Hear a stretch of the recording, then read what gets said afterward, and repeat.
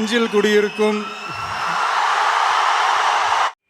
Hi friends, தளபதி ஃபேன்ஸுக்கெல்லாம் ஹாப்பியான news ஒன்று வந்திருக்கு.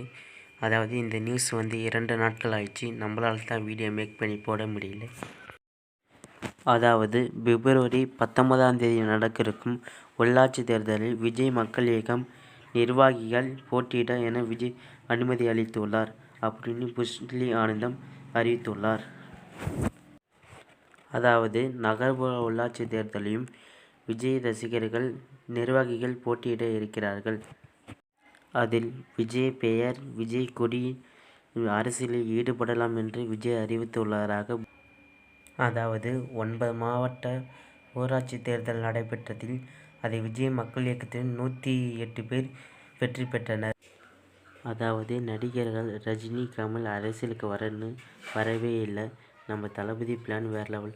ஃபஸ்ட்டு ஊராக உள்ளாட்சி தேர்தலில் நின்னார். அதுக்கப்புறம் ஊராக உள்ளாட்சி தேர்தல், நகர்ப்புற தேர்தலில் நின்னார்.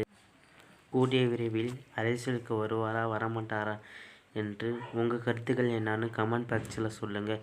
இந்த வீடியோ நான் இதோட முடிச்சுக்கிறேன். நம்ம சேனல் விஜய் அப்டேட் மட்டும்தான் வரும். நம்ம சேனல் சப்ஸ்கிரைப் பண்ணி வச்சுக்கோங்க நண்பா. இது தளபதி 66 படத்தை தில்ராஜ் இயக்குறார்.